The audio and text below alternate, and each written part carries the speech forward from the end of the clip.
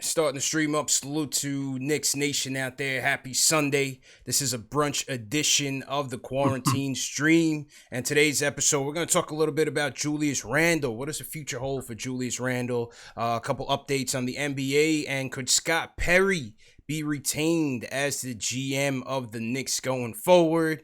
Salute to Knicks Nation. Hit that thumbs up button for you boys. CP from Knicks Fan TV. My man JL's from the Nick of Time Show. JL's, how you feeling, man? I'm feeling good and healthy, man. Good and healthy. Yeah, so. That's good. Glad to hear it, man. Glad to hear you're keeping well, mentally especially. Yeah, man. Tough times, but we'll get through it, man. That's why we go live. All right, so let's get into it real quick, Jails. Mark Berman, as part of his Knicks post-season analysis of each player, he touched on Julius Randle this week. And his sentiments on that article were that there were a couple players that weren't too pleased with some of Julius's tendencies, Jails. RJ. Namely his penchant to over dribble and turn the ball over. He did mention RJ Barrett. Yep. Now, funnily enough, Berman said the one player who didn't take umbrage with it was one Elfrid Payton. So to that, what was your takeaways from that article, man? Takeaway is, are you surprised? No. I definitely remember. I think I even commented on the show. I think it was the Hornets game where what's the Hornets game where RJ Barrett just completely just went into me mode for a whole third quarter, and that's because the first two quarters he ain't touched the ball, so he was just like, I'm not passing it either. And he just went ham and the coach benched him. So I kind of feel like it's not a surprise. He's probably not the only one. We've definitely seen Julius Randle play a little bit better in the first half. He seemed like he was getting more, comfortable passing the ball around. But in the second half, once Morris was gone, I think he got too much into the me category and regressed.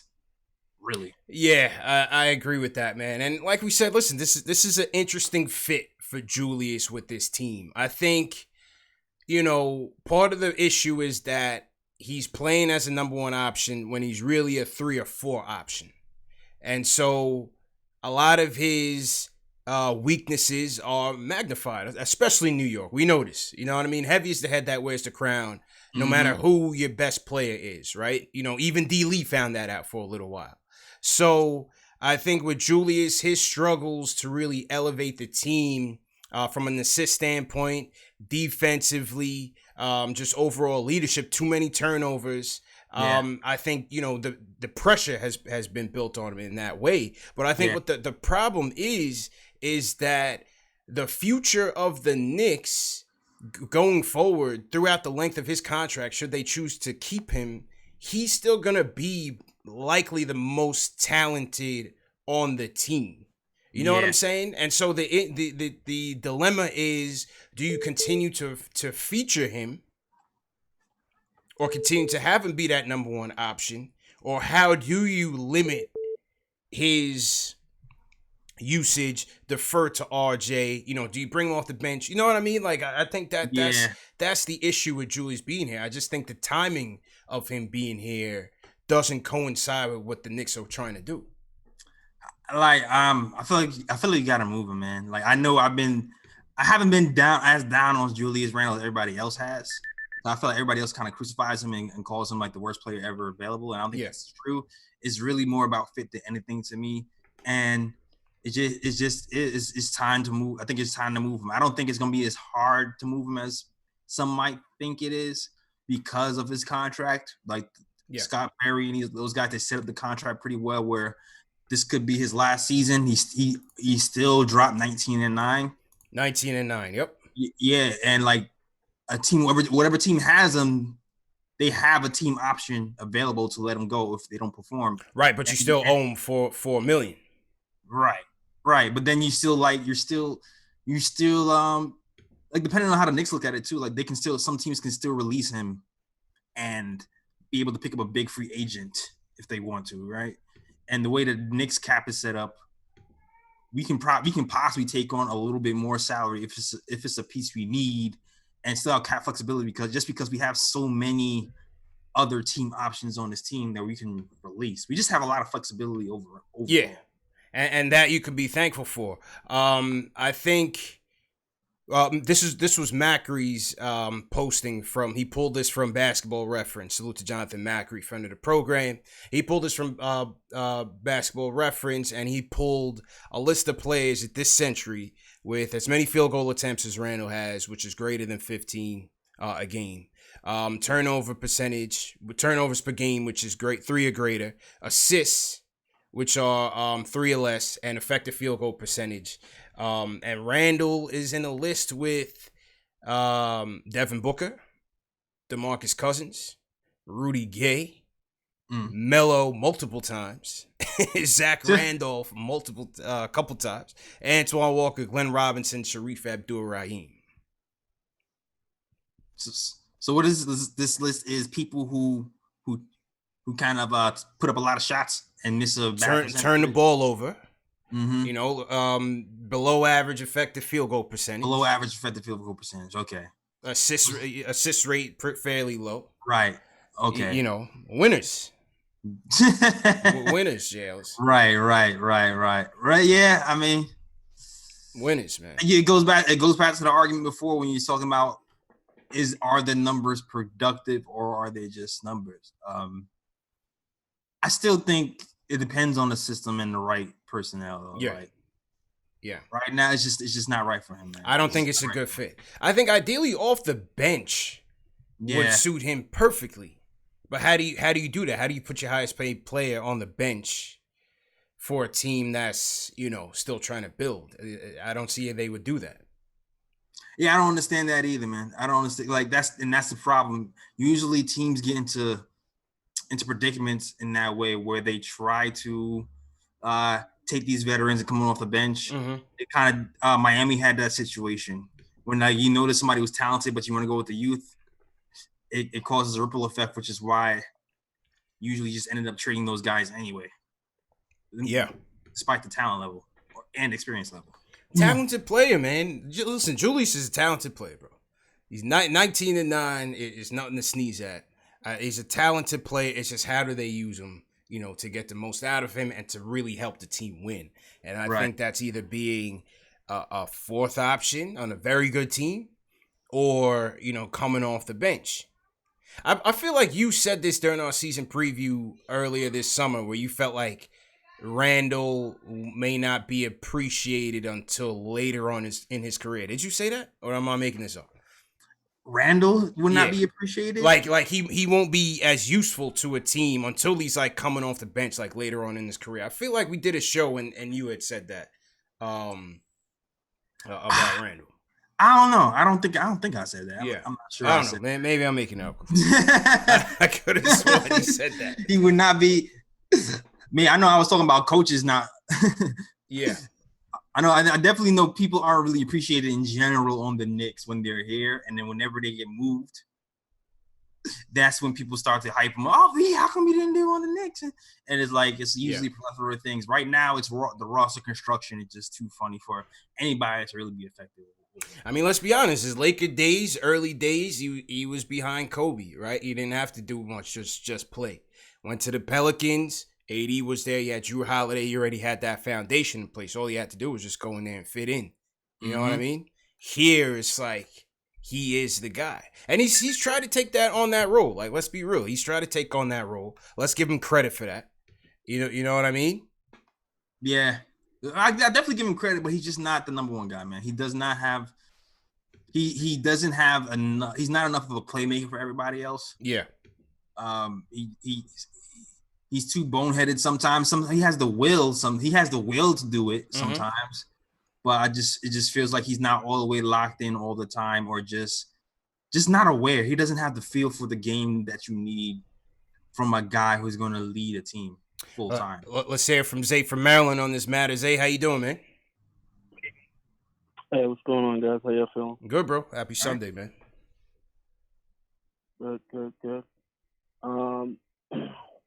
Yeah, I was just calling in because, you know, kind of defend Randle, not necessarily, but I feel like, you know, we're always in this consistent at some point we got to get out of this weird mind space or mindset of, okay, let's bring a free agent in to do everything. And when he doesn't do everything, let's off with his head and get rid of him. Mm-hmm. You know what I'm saying? At some point, he's talented. 19 and 9. Only we can sit there and complain about a player that's averaging 19 and 9 and say, oh, we need I wouldn't say it's complaining. It's not complaining. I think we're acknowledging that he's a very talented player, but is the fit? Is it a proper fit? Can this team grow with the players that you want to see grow with Randle as the focal point of your team as an offense? That's the only question. It's not saying that he's not a good player. He's a talented player, but it's just in the right situation. Is this the right situation? Yeah, so the problem is I feel like as a fan, but the front office bring all the free agents in and give them the mindset that they're going to come in and be the star of the team. Mm-hmm. And I think that's where a lot of the issue boils from. What we need is a coach that can come in and define roles. I think that's one of the biggest issues is roles are never defined on the team. Everyone just comes in, chucking shots, trying to play for themselves. And Randle is good to either come off as a sixth man or to not have the ball at all, be completely working on either in the post or putback, working on the rebounds, but not necessarily carrying the ball up the court and initiating the offense. That should be RJ or whatever point guard we bring in that has the ability to do that. The issue is that we got Randle trying to do everything as if he's the star, and he's not the star. The timing is off. Yeah, exactly. So it's kind of just a bad fit. I've been saying that from the beginning. It's a bad fit, but also we got to stop looking at other teams, players doing good on other teams, and thinking they're going to come to New York and do the same thing. Mm-hmm. If we don't have a system, if we don't have any type of consistency at all, like Christian Wood, everyone's preaching about Christian Wood, but if he comes in and averages 5 or averages 10 and 5, then we're going to be off with his head too. So it's like at some point we got to keep some type of consistency and start trying to build out the roles and having team members that fit each other, not just a bunch of random solo guys that's just on the team just because they did good on a different team. Yeah, what it is. That's all I wanted to add to it. Appreciate it, bro. Appreciate it, man. Be safe out there, man. Yeah, JLs. Yeah. He's right. He is right in the fact that we can't keep looking to one player to save us. We got a bunch of mediocre players this season, but the other part of that is Christian Wood just seems to fit more of what we want to do going forward. Yeah. Not that I really expect him to save us. I'm not sure what numbers he'll have or even he'll be a focal point. I don't to me, the focal point should more be the wing and the guard anyway. Really, I don't really want Wood really here to be the focal point. Truly. No, not at all. Not at all. Yeah, I just want him to spread the 4-play defense, be able to give more room for RJ to operate, or just for everybody in general to operate. Yeah, we needed just a consistent 3-point threat and a guy who's going to play both ends of the ball. Yeah. Hey, that's what Coach Fizdale said, man. And no, and I know CK was just pissed that he said it, but I'm but was he wrong? No, he's not wrong. He was absolutely right. He's not wrong, man. And whether it was driven from the top or what, I think Fizdale still came under the same issues with the rotation that Miller found himself under. And that's finding the right pieces, that's going to fit. Your guards can't shoot threes and your starting 4 can't shoot threes. Right. What do you do? Exactly. And what do you do? To Fizdale's credit, he still couldn't maximize what he had either, because it's not like he was a genius in calling plays, even though he saw the problem. He sucked at play calling, and it seemed like he just sucked at teaching. That's a fact. That's a fact. I could definitely agree with you on that. So, an interesting dilemma that the Knicks see themselves in going into the offseason. And it definitely looks like we're heading into the offseason, JLs, because from what Brian Windhorst at ESPN is saying is that update on the NBA is that they're planning to shut it down. So right now the meetings are taking place between the Players Association and the league, how to get their financial situations in a row. Yikes. Obviously, that's going to affect pay and play. It's going to affect, venues, how you're going to refund the ticket holders, season ticket holders, so on and so forth, media rights, what type of negotiations. So they're getting the ball rolling in the event that they have to, see to an eventual shutdown of the league. Yikes. Yeah. Oof. That would suck, man. Yeah. It's unfortunate, but I don't see how they don't even know when, you can resume, and playing without the fans. That just seems like, you're going to have these guys taking damn near over 1 month off. Yeah. To jump back, play with no fans, and man. How do you even turn? I don't know. I don't see that. I just saw something that said Giannis doesn't even have a rim to shoot on. Wow. Like at his crib. He's just at home doing. I thought he had a crib inside. I thought I saw something like he had a crib inside of his loft or something. He did. Did he had a hoop though? I thought so. I don't know. Yeah. I thought one of his many cribs he had something going on. Is that what he posted that he couldn't play? I thought. You know what? Correct me if I'm wrong, guys. Let me know if I'm wrong or not. But I could have sworn I read something that said Giannis didn't have a hoop to shoot on, and he was just doing like workout stuff at home. Damn. Yeah. Even the freak can't ball out, man. Even the freak can't ball out. Yeah. Salute to everybody in the chat. Hit that thumbs up button for you boys. We got 400 people watching on YouTube, JLs. A little brunch time quarantine stream. You know what I'm saying? Mm-hmm. We got for our draft coverage, I think we have someone from Kentucky coming on this week. We're going to talk about some of the Kentucky guards between Quickly, Hagans, and Maxey. Talk to a Wildcat. And we're going to get his thoughts on Kevin Knox, too. What he thought about Knox. Oh, yeah, might as well. Yeah, might as well get his thoughts on Knox. So I think that's going to be Tuesday or Wednesday. Stay tuned for that. So the draft coverage continues. Definitely salute to everybody in the chat once again. All right. We got some super chats that came in. I think that came in on your end, JL. So was that on mine? Shout out to Danny Thomas. Mm-hmm. He said, would you trade Randle for Nurkic? So that was one of the trades a couple episodes ago that I thought may be a potential, is going to Portland. With Portland kind of struggling to get over that hump. They have Dame, they have CJ. They're kind of in that middle ground that I felt like the Hawks were in a couple years ago when Woodson was the coach. Mm-hmm. I feel like they're in that no man's land where they don't have enough talent to compete, and they're not bad enough to get draft talent, to get lucky enough in the draft to help them compete. So they're kind of in that no man's land. They picked up Melo. Maybe you bringing a Randle off the bench. Nurkic is coming off of that injury. Right. I think they have the same deal. I got to look up Nurkic's deal. Yeah. I think they have the same. I think they're on the same timeline. I'm trying to see. Well, let me check Nurkic's salary here. Salute to everybody in the chat once again. Check Nurkic's salary. You actually have an actual center. Let's see. A package around Nurkic. You know what I mean? You're not trying to feature him, but a package around Nurkic. Let's see his salary here. 2021. Nurkic is making $12 million a year through the 2021-2022 season. Doesn't look like it's a partial guarantee for 2021. Same structure as Randle.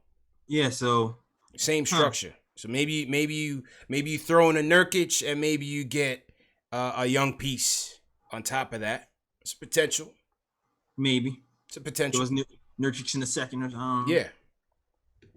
That's a potential. And I think from what I was reading, I think the Knicks only have to take back like close to 13 in salary. So you don't have to go all the way up to the 18. Okay. Yeah. Shout out to Daniel East. JL sends us a super chat just to say what up. Daniel East, definitely appreciate it. Hit that thumbs up button for you boys. Back to the phones. DJ Cash from Jersey, JL wants to touch in on the Randle topic. How you feeling, bro? Hello? Yo. Hello? Yeah, loud and clear, man. Yo, what's up? Good, man. What's going on? All right, good. We talking about Randle. I don't think he's a good fit. Okay. With what we're trying to do. I think, we drafted RJ number 3. Mm-hmm. He should be the man. And bring in complementary pieces with him. As far as the value of Randle's contract, we should be able to get good value back from him. Put a package together, to see, what we could get from him. I think Scott Perry's done a good job in getting us some assets, but as regards to the business of basketball, I don't think Randle's going to be a good fit going forward. I see him and RJ clashing. Yeah. Because you can only have one guy that's going to be that number one option, and going forward and looking in the future, I think that option should be RJ. Yep. Okay. Appreciate the call, DJ Cash, man. Appreciate that. I think he sound like a new caller. Appreciate All that right. call. Appreciate it. He had like some soap operas going on in the background, Jay. Yeah, So appreciate it, Cash. Appreciate it. How valuable you think Van Randle would be in a trade, though, JLs? I mean, if we're talking the premise of the Charlotte trade, and you're talking Terry Rozier, a package around Terry Rozier and Malik Monk for Randle, DSJ, and a first round pick. I mean, forget the pick. Let's just talk about the players for right now. Would you do that? A Randle and DSJ for Rozier and Malik Monk? No. I don't think I would do it. No. I don't like Terry Rozier. I'm not really interested in Rozier myself, bro, to be honest with you. I wasn't really impressed with him even in free agency. Yeah, I just feel like he's a volume kind of scorer guy. Yeah. And he'll just kind of get his. It'll be like a guard version of what we have in Randle. And then you're not gonna really move the needle, really. And the money, I don't remember how much money he's getting, but it's like I feel like he's on a fresh contract too. I don't know. He's on a fresh contract. So yeah, good. So it's almost like shooting us. It's almost like getting shot twice. Like I don't need that. And then I'm listening. And then we added the pick. Like I don't understand how that. You know what? I did read that Charlotte is the one who initiated the Right. So maybe that's why it didn't go through. Right. That's why I didn't go through, and that's why you saw something crazy like a pick involved. Yeah. Because that's just asinine. Listen, Rozier, he's a good defender. He can light it up in a stretch. The thing is, I just wouldn't tie up my starting point guard slot with him. Nope. Because I don't see him as a full-time. I never saw him as a full-time guy. I never saw him. The reason he fit in with that Boston team is because they had talent and he could come off the bench. Yes, there was a stretch where he started and he played very well. He's not a terrible player, but I wouldn't want to tie my cap and my team to him. That's 19,000. He's making the same amount as Randle is. 19 million. 19 million. I'm sorry, 19 million. Yeah. So his 3-year, 56. Okay. Sean Horwitz included. Yeah. Jamal Simpson in the chat said he's a backup. Alex Collins not on board. Let's go to the chat. See what the people think in the chat about this. Salute to everybody in the chat once again. Hit that thumbs up button for you boys. Rozier, would you be on board with a Rozier move if it meant trading Julius Randle? No. Let's see what people in the chat are thinking here, G. Andresi says hell no. Ishmael says no. Zen Z Genchi says trading Randle would be stupid unless it's for a superstar. Salute to Jaden Diaz in here. Is there anybody that would be for it? I see a lot of no's. Resounding no's, Shales. Yeah. That says something. Triborough Jiggle says beggars can't be choosers. So he's hella high water. He's with it. He's with it. We just need some kind of scoring somewhere in the guard position. Triborough Gigolo says count me in. Sign me up, man. Oh my god. All right, let's go back to the phones. True Blood from Brooklyn. True Blood in here. How you feeling, bro? Hey, yo, can you guys hear me? Loud and clear. Go ahead, brother. Excellent, man. First of all, I want to say outstanding job. I've been listening to you guys for a while. Thank you, man. And just want to say respect, man. Respect, man. The one thing that I wanted to mention really quickly is Randle. I think Randle's a great player. And when I say great, I don't think he's a number one option. Mm-hmm. But, who are we going to trade him for? And the other thing that I really wanted to state very quickly was the fact that I've been a fan since the 70s, right? Mm-hmm. The Knicks, after Walt and, the run in the 80s we made, and even in 99 when we went to the championship game with Candy and company, we've always been trying to rebuild. We've always been trying to get the best player, and we've had so many players that have come to New York that we always say, all right, we're just going to give them away. They're not a good fit. I'm not advocating for Randle, but when do we stop the bleeding, right? Because is it really the players or is it the system that they play? And that's always the question. They said you can't win without talent, which is a true statement. Yeah. But I've seen other teams do it, and they just have the right pieces put in, but we always give away our players. That's basically all I have to say. Okay. Appreciate the call, man. Oh, I just froze for a second. No. I appreciate the call, Drew Blood. JLS, I think he has 2 points, right? I think on one end, is it the system or is it the players? I think one of it is Randle, right?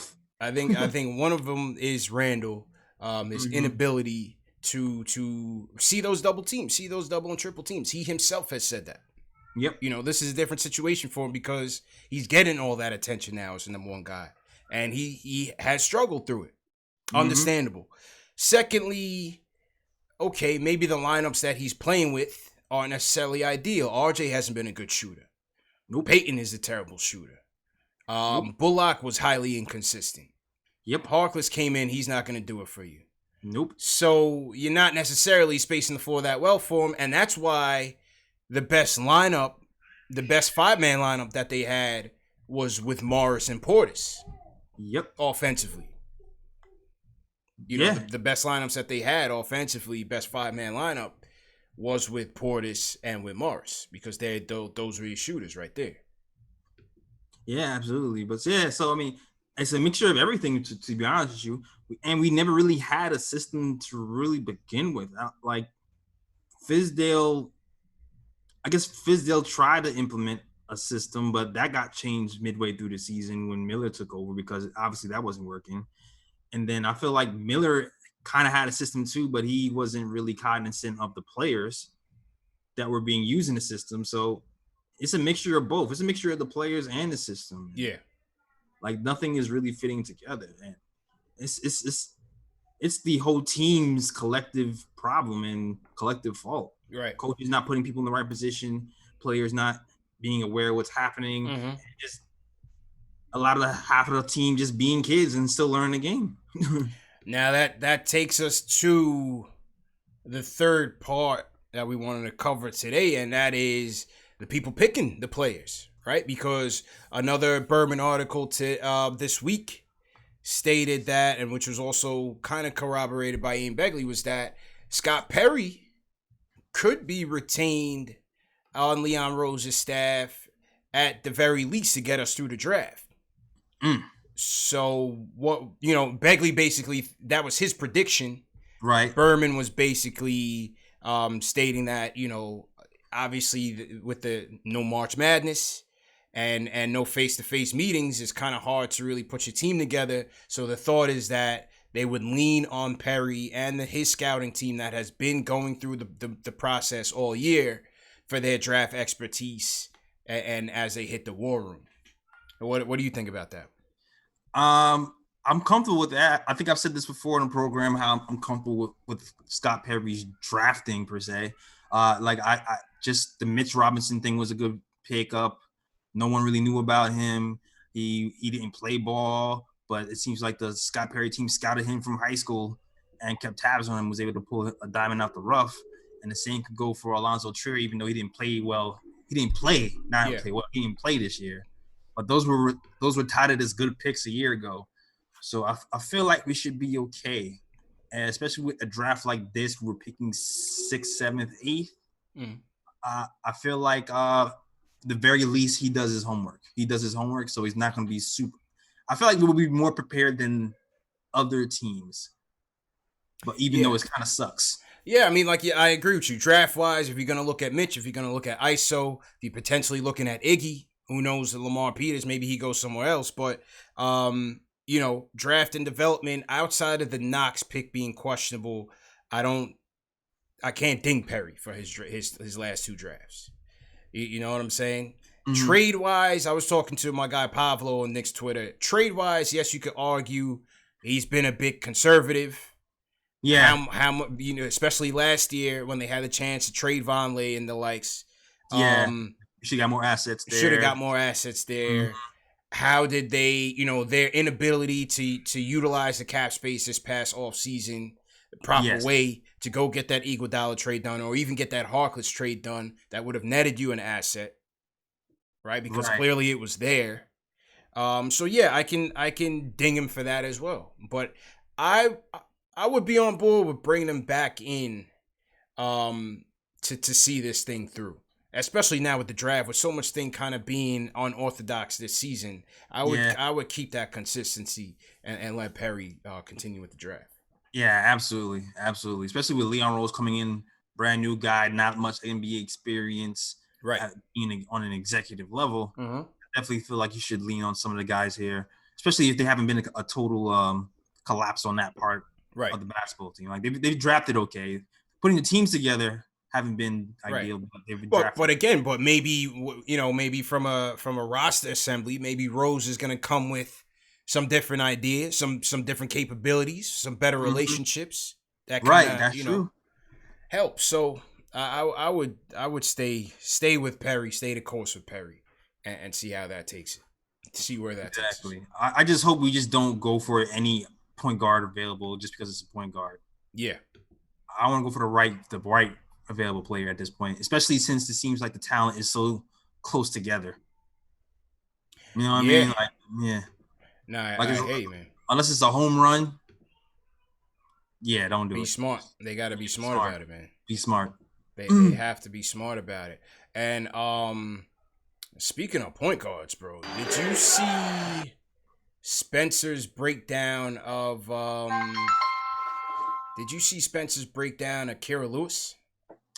Yes, I peeped it. I did peep it. I saw the video, the speed. Yeah. I even took a gander at the write up as well. Yeah, shout out to Spencer. We got to get him on the show ASAP. But his breakdown of Kira Lewis, boy, this kid has some skills, man. Speed, pick and roll agility. The jumper is wet. We gotta get Spencer on to talk about this kid because the problem is it seems like he'll be mid to late lottery or a little bit after, but probably way before 25. That's what I'm saying. Yeah, I definitely don't see him dropping to where we are in the low 20s, and he's gonna be gone before we get there. Only way I see us getting him is if we use our lower end pick and package it. Yep. Move up. Might have to move up. Yeah, this kid. This is it, man. He's good. I gotta watch some more, man. But I like Spencer's breakdown of this kid right here, man. Yeah, pretty good. Listen, like good 3-point shooter, good at attacking, decent pick and roll, decent passer, and competes on both ends. I like the heart makeup of the kid for sure. Yeah, facts. So to everybody in the chat, once again, hit that thumbs up button for you boys. What do you guys think about Kira Lewis? I know a lot of you guys in the chat like him. We're showing Spencer Perlman at SK Perlman on Twitter. He was the draft scout that we had on last year to talk draft. We're going to get him on again this year as well, but definitely make sure you guys are following Spencer's work.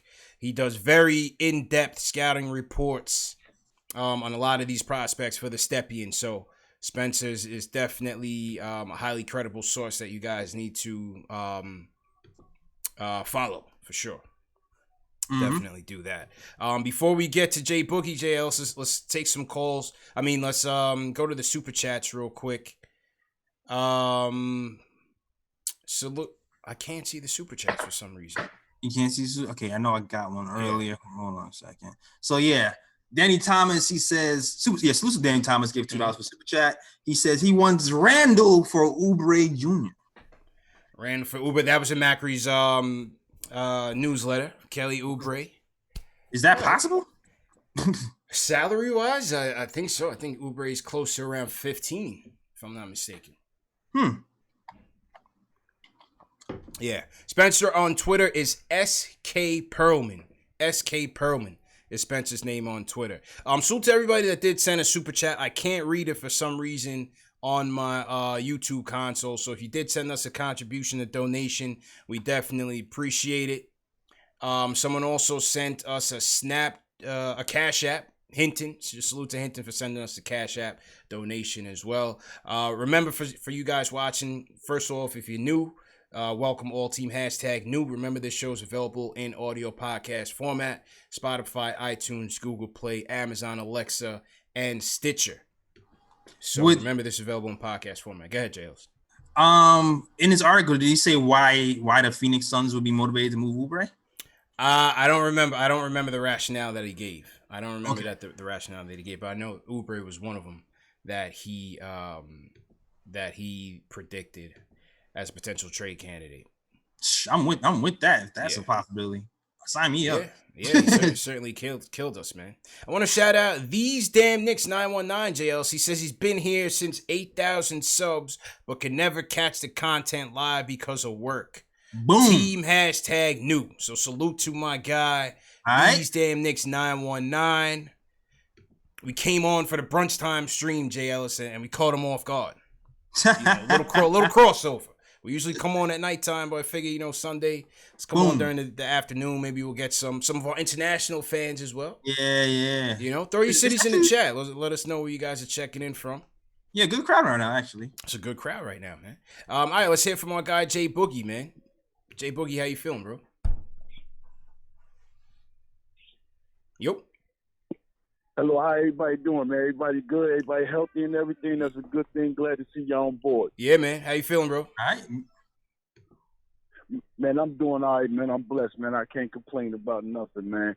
The thing is about Randle, man, it's a such thing like when you in college in the NBA, they'll tell you if you take too long to develop. Mm-hmm. If you take 3 or 4 years in college, they say you took too long to develop. But Randle's a reverse situation. He came out early. But Randle's game he got the type of game where it's at his peak already. He's not going to get no better. His game is not going to get no better. Only thing he's going to develop any better is his three-point shot, and that's going to take more shots, man. He's really in the way of the young guys, man. I really wish we can move on. I don't know, maybe a point guard would have helped the situation, but he's in the way. If you got Barrett talking about situations as far as playing and everything in the court, and he ain't passing the ball, it's time for him to go because that's our bright future. Mm-hmm. And I told you before, I felt some kind of way when they gave him the Bernard King number. He don't deserve yeah, that was Jay Boogie, man. That was definitely Jay Boogie. Hey, yo, but just to let y'all know real quick, man. Yeah. I called just to share what I'm going to share. I don't text, you know what I'm saying, so you get on app. But my name's Joseph Hinton. I always send y'all. Oh, that's you. Okay. All right. Shout out. Appreciate it, man. So let me share that with y'all. That just be me, you know what I'm saying? I'll be sharing that with y'all, man. But I'm glad y'all came on, man. Good to see y'all, man, because I'm bored, man. They got WrestleMania coming on TV, man. I'm bored, man. Yeah, man. To see y'all, man. Y'all stay blessed, man. Appreciate it, man. Appreciate the donations, all the support, Jay Boogie. We definitely appreciate it. Yo, that's why I hit you up, JL. So I'm like, yo, let's just go live, man. Switch it up. Don't wait till nighttime. There's no sports on at all during the day. Nothing to watch whatsoever. I mean, they got the classics on. I was watching some classics yesterday. Okay. I was watching Game 7, 9-4, 9-5 against the Pacers. Game 7? Ooh. Yeah, emotional. Two emotional games. Thrill of victory and agony of defeat, back to back. That's how NBA TV. The 6 and the 7. Okay. Yeah. No, well, 9-4 obviously beating them in 7, and then 9-5 was the finger roll. Right. So thrill of victory, agony of defeat, all in one shot, JLs. All in one shot. Oh, gosh. But salute to Jay Boogie. Definitely appreciate it. We got, let's see where people are checking in from. We got Scotty Lewis checking in from Queensbridge, Project Nerd HQ. Queensbridge. Shout out to Moods. I'm sorry, go ahead. No, go ahead, bro. Go ahead. Yeah, shout out to Moods 354 from Miami as well. Okay. Miami in the building. We got Knicks Prime checking in from Crown Heights. Mm-hmm. We got Alex Collins checking in from Ireland. Go ahead, Jails. As always. Oh, we got the Shells. The Shells in here. Shells, what up? From Queens. Yeah, man. Salute to you. Who else we got in here? We got RT's checking in from Vallejo, California, but repping Southside Queens. All right. Queens in the building. That's Mace's territory, man. Queens get the money. Yeah, man. We got G-Verb checking in from the Netherlands, JLs. All right, you got Brian Wilford in here from Philly. Man. B.I. Wells, check out my guy Brett Wells. What's going on? Checking in from Ossining, aka Sing Sing 914. Brett, what's going on, man? Appreciate the super chat. I can't for some reason I can't read the super chats, but I saw that Brett did send us one. So Brett, we appreciate it, man. All right. Yeah, man. All right. I think we got a couple more before we wrap. Oh, that call looks like that caller dropped. So, no more calls. We got Jay Frost checking in from Norfolk. What's going on? Who else we got? Port St. Lucie, Eddie Roldan checking in.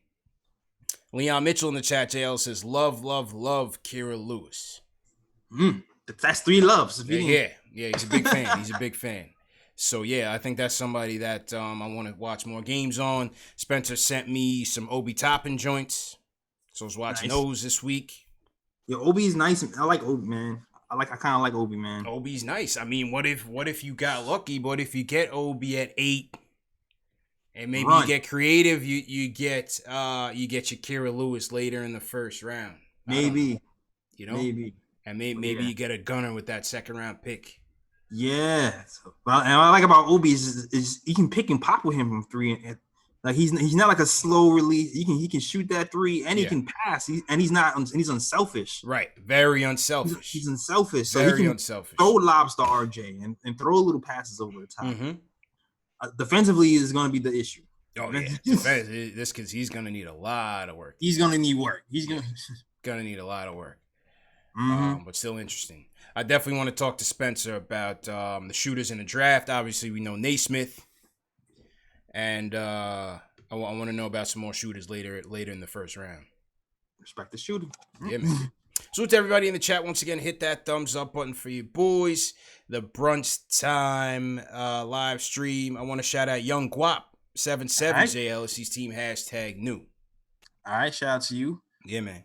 Hopefully you guys are quarantining all right. Hopefully you guys are being safe, man. It's a lot of people impacted by this thing, JLS. Like I said, whether directly, whether it's family or friends, or 6 degrees of separation, knowing somebody that's been impacted by this. So, thanks, man. We just got to do what we got to do. Stay safe. And hopefully we all get out of it, as a country, as a nation, and get back healthy, man. So yeah, salute to all the front line work, the cashiers at the grocery store. Shout out to you guys, nurses, doctors. Yep. First responders, everybody. Yeah, man. Everybody out there who's out there still working in the front lines, interacting. Even the bus drivers and you too, because there's crazy people out here be doing crazy stuff. Shout out to all you guys. Yeah. I saw something like a bus driver got into it with a passenger because she coughed on him or something. A couple days later, he died from it. Yeah, man. That's what they said. So it's like I ain't trying to beef with nobody outside. Yo, you want to fight? You got it. I'm good. Yeah. Stay safe, y'all. No tough guys out with coronavirus. Shout out to Escott. Escott sends us a super chat, JLs. He says he wants Obi and Trey Jones as the 2 first rounders if we don't get the point guard with the lottery pick. All right. What's wrong with that? No, nothing wrong with that. I saw a couple things. LaMelo bought his team, JLs. Talk about boss moves. LaMelo. Listen, man. LaMelo. Different. Ball. It's different. Just bought his team in the NBL, man. The guy after my own heart, man. I like that move. Oh, I love it. One thing, say what you will about LeVar. He's teaching his sons how to be bosses and owners at a very young age, and that you can't knock him for. He might be annoying as a personality, but he's teaching his sons good business sense, man. Bought his team, JLs. The Australia, come on. That's hard. Go ahead. You saying something? Now I can already see where it's kind of going too, yo. Like if I'm LeVar, which I know, I can already see him selling the throwback jerseys of LaMelo. With his old team on it and getting mad money over because listen, boss moves. When I had my guy Homicide on, and he's basically like the Stephen A of the NBL and the Australian League, and it seemed like a trend. Like a lot of former NBA players are going down there to play, but also purchasing ownership shares of their teams as well. So I think like Trevor Booker did so. I think one of the Plumlees is down there. I think he bought into it. I mean, listen, American teams are such a, high bar being billion-dollar assets. You go into the NBL, you never know. You never know what this league can grow into. And with him putting his name on his team, and I think they were struggling financially, you never know. With the influence that he has, that can be a good investment down the road. Somebody in chat said it didn't go through. I'm not sure what that's about, but said what didn't go through? The deal. Oh, I just saw it like 2 days ago, so I don't. So I don't me know. too. I Yeah, saw the same thing you said. Yeah, so maybe, but I just saw it from Draft Express like 2 days ago. So if it didn't happen, I didn't see that news. Me neither, but investigate that. But yeah, good move anyway. If it happened. Yep. Who else? Halliburton signed with CAA. Mm-hmm. Whether you want to read into conspiracies, JLs? Does it? Can we still? Are we still going that route? Anybody CAA is coming home with us? Like, I don't know. I don't think it's gonna hold him back. I know some people feel like it is. Mm-hmm. I don't know. It's a possibility. Mm-hmm. Maybe because I'm not as high on him as everybody else. I'm trying to trick myself into thinking it doesn't mean anything. Yeah. I hope Jay from Florida doesn't plan on call it in, man. He's bored. That nerd. He was tight, man. Jay from Florida is tight. But yeah, Halliburton and Toppin are with CAA. So guys are starting to, line their affiliations up, and we'll see what happens, man. Mm-hmm. We shall see what happens. We did get a super chat in from Thomas Doyle. He says, Shout out to Thomas. He says, can we do anything with classic games? Do a live watch of a classic game when they air on TV. That would be dope. Anyways, thumbs up for you, boy. Appreciate it, Thomas Doyle. I definitely want to do something with the classic games, JL. So try to figure out something cool. Maybe we do like review a series or something. Yeah, that'd be dope. That'd definitely be dope. Yeah. Freaking copyright boogeyman might catch me. Well, that's what I'm saying. Well, the thing is, I can get the clips. Maybe not the whole game. Right. Okay. And maybe it wouldn't even be worthwhile going through the whole game. Just the highlights and kind of doing a post game live from an archive game. You know that what I makes mean? Sense. I think that would be good and do like a game per episode or something like that. I think that would be dope. Yeah, that'd be dope. I'm with it. I think that would be dope. Some content. We'll do our quarantine stream on Wednesday.